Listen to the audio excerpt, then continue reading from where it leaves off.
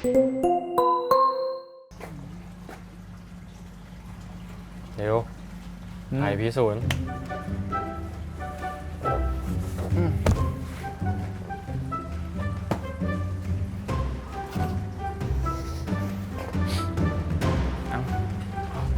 นี่โอ้โหตื่นมาแล้วเก่าเลย มึงว่าจะเป็นไปได้ไหมวะกับการที่เราฝันเห็นเหตุการณ์หนึ่งแล้วมันเกิดขึ้นจริงในชีวิตอะมันก็อาจเป็นแค่เรื่องบังเอิญปะดิวเฮ้ยกูฝันอีกแล้วว่ะ ครั้งที่แล้วมึงก็ฝันถึงพี่ยูครั้งนี้มึงก็ฝันถึงพี่ยูหรือว่าอะไรไม่เว้ยพี่สัญญานะไอที่จะพยายามปรับปรุงตัว เพราะว่าพี่ไม่อยากเป็นคนที่ไอไม่ชอบอะมีความสุขมากๆนะฝันนี้นะ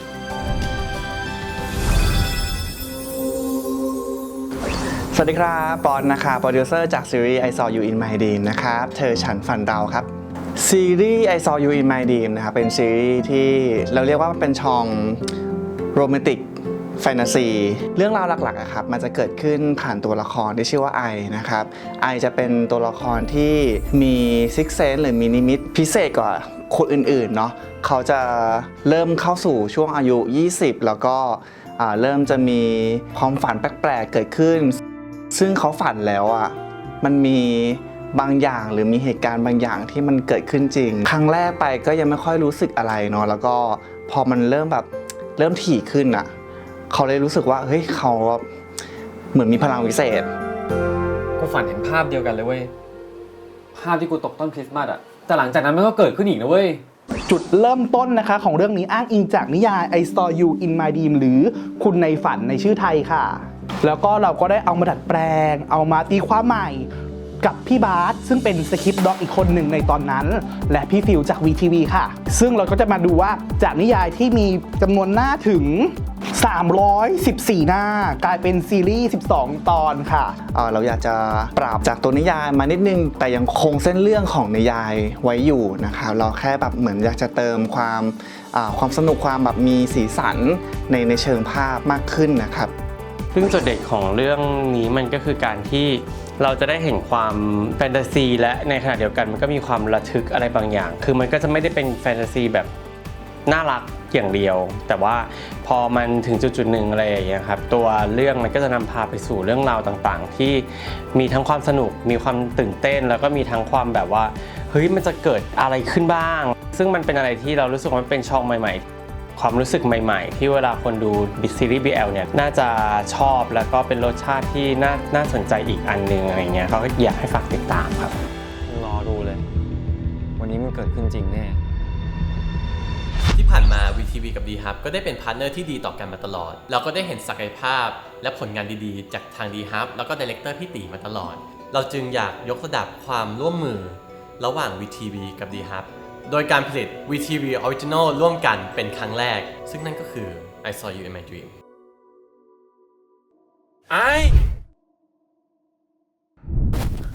ฝันร้ายมากเลยเหรอกอดพี่ซะแน่นเลยสวัสดีครับริวนะครับอิงครัตน์ ดำรงศักดิ์กุลนะครับรับบทเป็นไอในเรื่อง I Saw You in My Dream นะครับตื่นได้แล้วโอ้โหพี่ยูอะไรเนี่ยในรอบตัวของไอเนี่ยก็จะมีคุณพ่อคุณแม่แล้วก็เป็นตัวไอนะครับแล้วก็มีบ้านข้างๆก็คือพี่ยูน้องโยแล้วก็เป็น2บ้านที่ค่อนข้างจะสนิทกันตัวละครไอเนี่ยก็จะมีความสามารถพิเศษอย่างหนึ่งครับผมที่ค่อนข้างจะพิเศษมากๆเป็นการที่น้องไอเนี่ยฝันเห็นสิ่งต่างๆในความฝันแล้วมันก็จะมีทริคหลายๆอย่างในความฝันที่จะแบบแตกต่างกันไปว่าฝันเนี้ยถ้าเกิดฝันแบบนี้ปุ๊บมันจะเกิดขึ้นจริงฝันแบบนี้ปุ๊บมันจะมีอะไรพิเศษอะไรเงี้ยครับก็จะมีฝันทำนายอนาคตได้แล้วก็มันแบบเป็นฝันที่ค่อนข้างที่จะแปลกใหม่สำหรับตัวน้องไอมากๆเลยครับซึ่งส่วนใหญ่เนี่ยมันก็จะเกี่ยวกับพี่ชายคนนั้นพี่ยูนะครับก็จะทำให้เกิดความสัมพันธ์อะไรที่มันแบบเพิ่มมากขึ้นตามมาหลังจากความฝันอะไรเงี้ยครับเรียกได้ว่าก็เป็นเหมือนแกนหลักของเรื่องเลยครับเป็นตัวเดินเรื่องเลยปากเลยเดี๋ยวไอ้ยกมันจะให้ยุดเดี๋ยวพี่แป้งให้โอเคไม่ต้องทำอะไรอยู่เฉยๆมันจะมีความยากของเรื่องที่จะเป็นแนวแบบแฟนตาซีมากกว่าครับแบบอย่างเช่น การถ่ายทำฉากที่เป็นความฝันที่มันแบบเกินความเป็นจริงโอเวอร์ความเป็นจริงอะไรเงี้ยเราก็ต้องมีการแสดงที่มันแบบโอเวอร์มากขึ้นมีการรับมือกับสิ่งที่ไม่เคยเกิดขึ้นในชีวิตจริงๆเป็นแฟนตาซีอะไรเงี้ยครับก็รู้สึกว่าอันนั้นเป็นสิ่งที่ยากในการรับบทเข้ามาเป็นไอครับผม โอเคครับเอาเลยเก่งมากอยู่ค่อนข้างที่จะแบบประสบการณ์แน่นแหละก็จะค่อนข้างที่จะพูดแล้วก็เข้าใจง่ายแล้วก็สามารถโฮตัวเรื่องตัวคาแรคเตอร์ของเขาเนี่ยได้ดีมากอะไรอย่างเงี้ยเอาจริงๆไอ้เรื่องที่มันยากเนี่ยมันก็คือส่วนที่ผมชอบในตัวละครไอนั่นเองครับแบบรู้สึกว่าการที่เราได้เป็นตัวละครไอแล้วเราได้มีความฝันที่มันมีความแฟนตาซีเยอะๆมันทำให้ผมหลงใหลในตัวละครนี้เหมือนแบบมันเป็นเด็กช่างเพ้อคนหนึ่งที่มีความฝันที่แปลกแล้วก็สนุกแล้วก็น่ากลัวประมาณนึงน่ากลัวก็มีฝันถึงผีก็มีฝันแบบมีอะไรลอยก็มีแล้วก็รู้สึกว่ามันสนุกที่ได้เป็นตัวละครไอครับพี่มาทำอะไรเนี่ยทำอาหารก็ไม่เป็นไม่ยุ่งอะไรในครัวด้วยยุ่งว่าแต่ไอเหอะทำกับข้าวไม่เป็นเหมือนกันไม่ใช่หรอ สวัสดีครับผมพัตเตอร์ภูเบศนะครับแล้วบทเป็นยูครับพี่ยู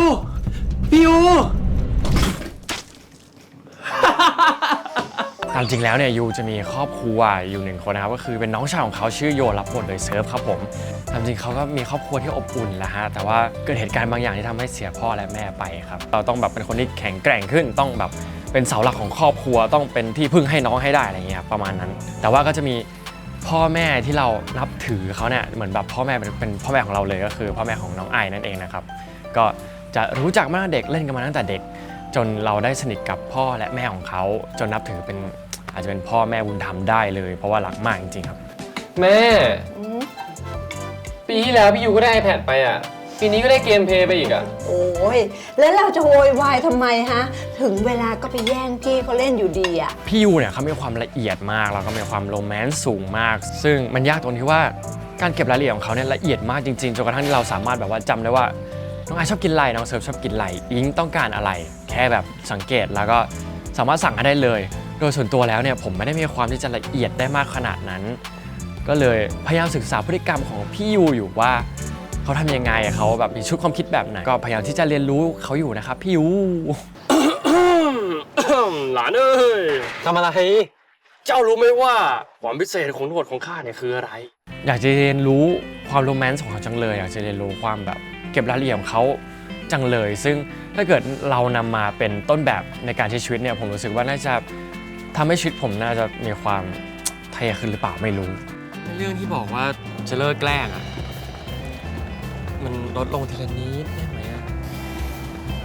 ด้วยความจุดเริ่มต้นของ2คนเนี่ยเนาะมันเริ่มจากคนที่ก็อยู่ด้วยกันมาตั้งแต่เด็กร่วมทุกข์ร่วมสุขคือแทบจะรู้ไส้รู้พุงกันพูดงี้ดีกว่าพี่ชายเนี่ยก็รู้สึกเอ็นดูในตัวไอแล้วก็พยายามที่จะชอบแกล้งเขาพอถึงจุดหนึ่งเนี่ยเราก็จะได้เห็นตั้งแต่ตอนแรกๆเลยว่าแบบว่าการที่เขาแกล้งกันเอ็นดูกันมาเนี่ยในมุมของคนนึงรู้สึกยังไงในมุมของคนนึงรู้สึกยังไงซึ่งมันก็จะทำให้2อันนี้มันสปาร์กกันพอมันสปาร์กกันปุ๊บมันก็เกิดเป็นเรื่องราวการเรียนรู้ซึ่งกันและกันขึ้นมาแล้วเกิดความรู้สึกใหม่เป็นความรักเป็นความสัมพันธ์ที่เกิดขึ้นเป็นหนึ่งในความสัมพันธ์ที่เรารู้สึกว่าทุกคนดูแล้วทุกคนก็น่าจะได้เอาใจช่วยและก็น่าติดตามรวมไปถึงความสัมพันธ์ของตัวครอบครัวด้วยเราพยายามใส่ความสัมพันธ์ครอบครัวมาเพราะเรารู้สึกว่าพอมันพูดถึงบ้านแล้วเนี่ยมันจะไม่ขาดครอบครัวไม่ได้เลยซึ่งตัว I Saw You in My Dream เธอฉันฝันเราเนี่ย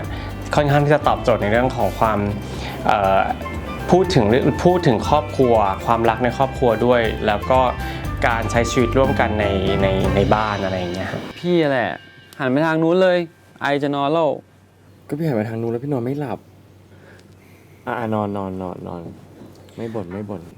ริวช่วงที่แบบแรกๆที่เจอกันรู้สึกว่าริวแบบแอบกลัวแบบที่จะเข้าถึงได้ลำบากเหมือนกันหมายถึงว่าเพราะริวเป็นคนเงียบๆแบบไม่ค่อยคุยอะไรที่นอกจากแบบงานมากนักอะไรอย่างเงี้ยก็เลยแบบกลัวว่าแบบจะคุยไม่ค่อยได้หรือเปล่าอะไรอย่างงี้แต่พอได้คุยได้แบบว่าได้ทำการเวิร์กช็อปกันอะไรเงี้ยก็รู้สึกว่าริวเป็นคนน่ารักแบบว่ามีความจริงใจอยู่ในนั้นสูงเหมือนกันก็เป็นน้องที่รักคนหนึ่งครับแต่ริวแบบบางทีก็ไม่ได้ดีครับบางทีริวแกล้งผมบางทีแกล้งผมเป็นหลักด้วยซ้ำนี่ปกติเป็นคนขี้แกล้งอยู่แล้วถูกต้องครับถูกต้องปกติแกล้งผมมากกว่าผมแกล้งเขาอยู่พี่พัตเตอร์ก็นี่แหละครับกวนตีนนะครับอย่างแรกเลยกวนตีนแล้วก็นิสัยไม่ดีแล้วก็ดื้อนะครับแล้วก็นอนเยอะมากๆเลยครับนี่แหละ ประมาณนี้ครับ ต้องคุยกันใหม่นะริวบางทีอะ อยู่กับพี่เขาสนุกครับผมการเหมือนกับพอผมได้อยู่กับพี่พัตเตอร์รู้สึกว่ามันได้เป็นตัวของตัวเองได้ทำอะไรที่ค่อนข้างที่จะไม่เก่งครับ ซึ่งก็ต้องบอกว่ากับพี่พัตเตอร์ตอนนี้ก็อยู่ในขั้นสนิทแล้วล่ะครับแบบมันพูดอะไรกันได้หลาย ๆ เรื่องแล้วก็เห็นแบบ บางทีอะเนาะ เห็นความพัฒนาของพี่พัตเตอร์มาตั้งแต่แบบช่วงแรก ๆ อะไรเงี้ยครับ ตั้งแต่แบบเบาะอะไร จริง ๆ ติดตามมาตั้งแต่อายุแบบ2 ขวบ 7 เดือนอะไรเงี้ยก็นั่นแหละครับตั้งแต่ช่วงเวิร์กช็อปอะไรเงี้ยเห็นพี่เขาพัฒนามาเรื่อย ๆ แล้วก็เป็นคนที่ค่อนข้างที่จะไม่หยุดที่จะพัฒนาแบบพยายามที่จะทำให้ตัวเองเก่งขึ้นอยู่ตลอดอะไรเงี้ยครับแล้วพอมาแบบอยู่ในซีนอะไรเงี้ยเขาก็มีความเตรียมพร้อมก่อนหน้ามีการแบบว่าขอซ้อมก่อนขอเตรียมตัวก่อนขอแบบคุยกันก่อนว่ามันจะเป็นยังไงบ้างอะไรเงี้ยครับก็รู้สึกว่าเป็นพ่อที่ภูมิใจในตัวลูกมากๆครับ แล้ววันนี้ตอนเย็นมีไปไหนปะพี่ว่าจะชวนไป ไปนอนห้องอิงอะพอดีมีงานต้องทำอิงให้กูไปนอนห้องมึงนะ บ้านมึงก็มีไม่นอนไม่นอนบ้านตัวเองอ่ะ สวัสดีครับ ผมเกมนะครับเอมโอลาเล็กตะน้อยครับระบบเป็นอิงครับวันนี้จะเจอไหมเนี่ยมึงเหนื่อยแล้วว่าร้อนก็ร้อนเป็นเพื่อนสนิทของไอที่ไปไหนมาไหนด้วยกัน เวลาไอมีเรื่องปรึกษาอิงนี่อิงไปหาตลอดเลย ขนาดเรื่องของตัวเองก็ไปหาไอฮะ ว่าเป็นเพื่อนสนิทกันไงเราก็มีอะไรปรึกษากันตลอดใช่แล้วก็ได้พบกับพี่ยูก็เป็นพี่ข้างบ้านของไอตั้งแต่เด็กๆเล็กๆจนเขาโตมาด้วยกัน จนไปเจอไอโยนี่แหละครับไอโยที่คืออิงก็ตกหลุมรักแอบชอบอะไรอย่างเงี้ย มึงไม่ชอบไอ้คนอย่างโยได้ไงวะ นั่นดิกูก็ไม่รู้อ่ะมันดูโง่ดีมั้งก็ยากอยู่ครับ เพราะว่าตัวชีวิตจริงของเกมกับอิงมันต่างกันคนละขั้วอย่างอิงไม่ชอบเข้าชมรมเงี้ยแต่ผมนี่ชอบมากเลยกิจกรรมอะไรแต่อิงนี่เป็นคนที่แบบ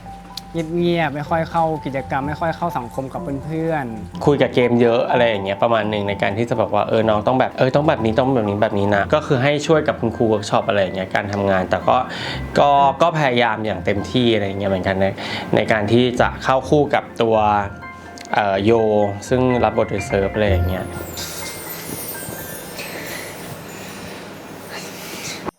เฮ้ยขอก่อนได้ไหมขอก่อนเหมือนนิดเดียวเล่นเชี่ยอะไรของมึงเนี่ยยิงขอก่อน สวัสดีครับชื่อเซิร์ฟพัชระนะครับผมในเรื่องรับบทเป็นโยครับ ไม่อาบน้ำเหรอปะกลิ่นตัวโคตรเหม็นเลย ดมไหมล่ะเนี่ยดมไหมล่ะ ถอน ดมไหม นะ ล่ะเพิ่งเปียกๆเลย จริงๆโยเป็นคนกวนตีนครับผมแล้วก็เป็นคนสนุกสนานเฮฮาปาร์ตี้ครับโยจะมีพี่ชายคนหนึ่งครับชื่อพี่ยูแล้วก็มีเพื่อน2คนชื่อไอกับอิงครับผมแต่คนที่ชื่ออิงจะเป็นสนิทเป็นคนพิเศษครับผมก็คืออยู่ด้วยกันทุกวันทำอะไรก็ต้องทำกับอิงไม่ว่าจะแบบกินข้าวนอนดูหนังก็ต้องทำกับอิงหมดเลยจนแบบมันเกิดความผูกพันมากกว่าเพื่อนต้องรอดูครับถ้ามึงเกรงใจกูอะถึงเป็นไรเดอร์ให้มึงวันหนึ่งก็ได้สวัสดีครับผมไรเดอร์โยนะครับพร้อมที่จะส่งคนนี้ที่ครบ32เลยรู้สึกว่าสำหรับเซิร์ฟการเป็นโยมันค่อนข้างท้าทายขึ้นนิดนึงครับเพราะว่าในตัวละครโยครับเป็นตัวละครที่กวนตีนแล้วก็มี energy เยอะแล้วก็ต้องพูดเสียงดังแบบต้องเฮฮาปาร์ตี้ตลอดเวลาครับส่วนตัวเซิร์ฟอาจจะเป็นคนแบบค่อนข้างนิ่งๆกวนตีนเงียบๆนิดนึงอาจจะต้องแบบเพิ่มขึ้นมา improve ขึ้นมาขึ้นมากกว่านี้อีกใช่รู้สึกว่าพี่เกมโปรเฟชชั่นอลมากแล้วก็สบายใจที่จะได้ร่วมงานกับพี่เกมตลอดครับผมมีความเป็นผู้นำสูงแล้วก็เป็นพี่ที่ดีครับผมเจอเซิร์ฟวันแรกคือผมไม่ค่อยกล้าคุยเท่าไหร่ครับมันหล่อไงน้องผมมันหล่อเวลาทำงานกับน้องผมรู้สึกว่าน้องจริงจังครับจริงจังจริงใจในการทำงานแล้วก็ตั้งใจมุ่งมั่นแบบสมมติซีนอย่างเงี้ยน้องไม่เข้าใจแล้วผมก็ไปอธิบายให้น้องฟังเซิร์ฟอย่างนี้นะมันต้องรู้สึกอย่างนี้นะแบ็กกราวด์มันเป็นยังไงเองลองกลับไปนึกดูก่อนอะไรเงี้ยแล้วสิ่งไหนที่น้องรู้ก็มาบอกผมอะไรเงี้ยต่างคนต่างมาแบ่งปันความคิดกันครับก็เป็นที่ปรึกษาให้กันและกันครับใช่มันได้พี่น้องเพิ่ม น้องตั้งใจมากแบบจะมีการแบบทวนกันโดยตลอดแบบทั้งคู่เวลาเห็นเขาแบบเข้าคู่กันแล้วก็จะนั่งดูแบบน่ารักจังเลยแบบว่าแบบบางทีไม่ได้ยิ้มเพราะตัวละครอย่างที่เคยพูดไปว่าแบบรู้สึกว่ามานั่งมองแล้วก็มันน่ารักดีอะไรอย่างเงี้ยแบบเป็นธรรมชาติของคู่นี้ดีเราติดตามในI Saw You in My Dreamนะครับนี่พี่วานรุ่นพี่ที่ชมรมตีแบดกูอะ ว่านนะครับว่านเป็นรุ่นพี่ในชมรม แบดมินตันซึ่งรุ่นพี่อย่างวานเนี่ยก็เข้ามาเป็นตัวเร่งปฏิกิริยาให้ยูรู้ใจของตัวเองกล้าที่จะทำอะไรบางอย่างหรือทำให้ไอรู้ใจของตัวเองมากขึ้น สวัสดีครับเจเจราชพลนะครับรับบทเป็นวานครับตัวละครของ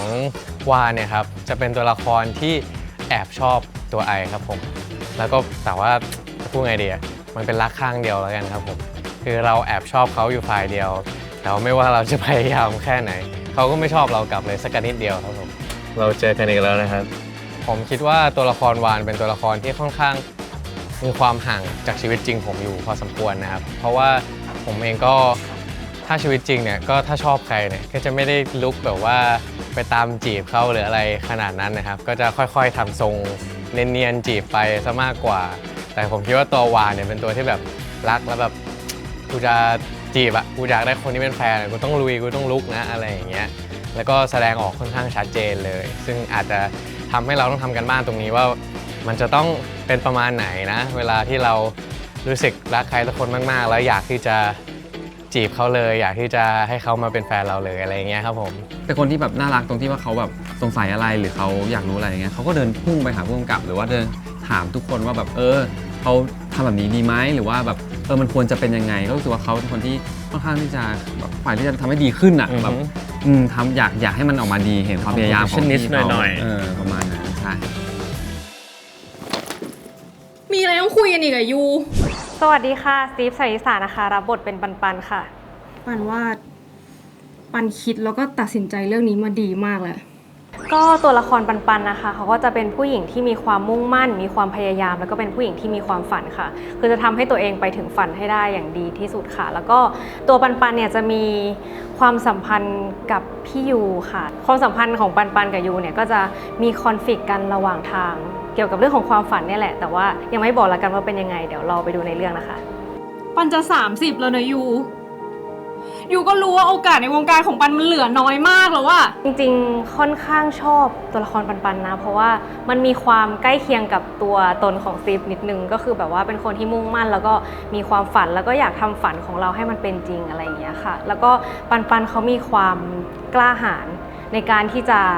ออกมาพูดเพื่อตัวเองเพื่อแบบรักษาความเป็นแบบเป็นผู้หญิงเป็นอะไรอย่างเงี้ยค่ะใช่ก็รู้สึกชอบปันในด้านนี้ค่ะพี่อาติมีความตั้งใจในการทำงานมากจนแบบว่าก่อนที่เขาจะเข้าซีนอะไรต่างๆเนี่ยเขาจะแบบมีการเตรียมมันก่อนแบบว่าแบบจับมือไหมบีบมือไหมเพื่อแบบทำอารมณ์ไหมอะไรอย่างงี้ซึ่งแบบก็เป็นประโยชน์ในการเข้าซีนแต่ละซีนมากซึ่งประทับใจพี่อาติมากเหมือนกันนะครับขอบคุณมากนะครับพอไปถึงหน้างานปุ๊บสตีฟจะเป็นอีกคนหนึ่งที่ไม่คาดคิดมาก่อนไม่เคยเล่นซีรีส์แบบหนักๆมาก่อนอะไรเงี้ยเพราะเขาค่อนข้างที่จะแบบมี performance ที่ดีมากแล้วก็รู้สึกว่าเป็นคนที่มามีอนาคตไกลความท้าทายของเรื่องนี้ก็คือเรื่องของอารมณ์นะคะ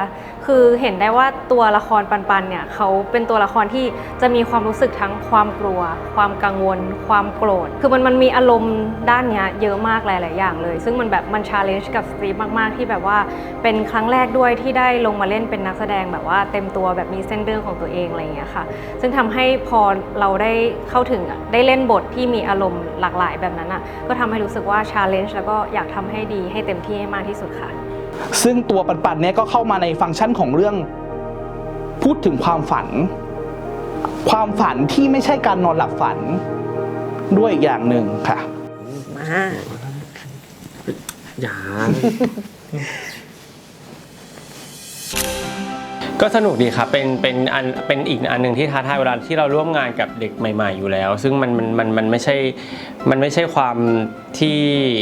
เกินความยากจนเกินท้าทายขนาดนั้นแต่รู้สึกว่าเป็นสิ่งที่เราอยากจะช่วยน้องๆให้เล่นซีรีส์นี้ออกมาให้ดีที่สุดแล้วก็ผู้คนชื่นชอบมากกว่าครับแล้วก็มาดูนะว่าไอ้ความสนุกกับความสุขต่างๆที่เราพยายามจะเสิร์ฟให้กับคนดูอะครับในนั้นมันจะแฝงไปด้วยแง่คิดหรือคติอะไรหรือเปล่าอะไรเงี้ยซึ่งพยายามจะสอดแทรกกับชีวิตประจำวันหรือว่าแง่คิดลงไปในซีรีส์ครับแน่ๆเลยนะครับผู้ชมได้ความสนุกแน่นอนแล้วก็นอกจากนั้นยังได้ความฟินจากทุกคู่อีกด้วยครับผมทุกตัวละครมันมีความสำคัญหมดอยู่ที่ว่าเส้นเรื่องของตัวละครนี้มันจะแตกต่างกันไปยังไงผมก็อยากให้ทุกคนเป็นกำลังใจให้พวกเราด้วยนะครับถ้าแบบผู้ชมทุกคนได้มาดูเรื่องนี้รู้สึกว่าเขาก็จะได้ การเอาใจช่วยตัวละครอะไรเงี้ยครับได้ความลุ้นระทึกของการได้รับชมซีรีส์เรื่องนี้เพราะว่า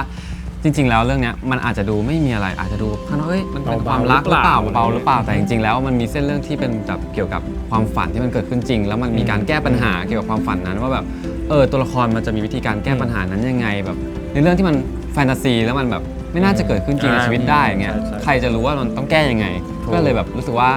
ถ้า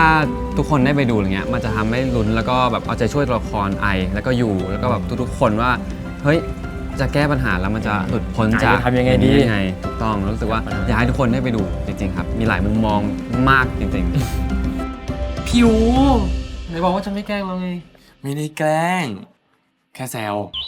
ฝากด้วยนะครับ I Saw You in My Dream ครับหรือว่าเธอฉันฝันเราครับเป็นโปรเจกต์ใหม่จาก VTV Original ครับเริ่มตอนแรกวันที่ วันพุธที่ 24 กรกฎาคมนี้นะครับทาง VTV เท่านั้นนะครับI Saw You in My Dream นะครับให้ทุกค่ำคืนจะมีแค่ฉันในฝันของเธอ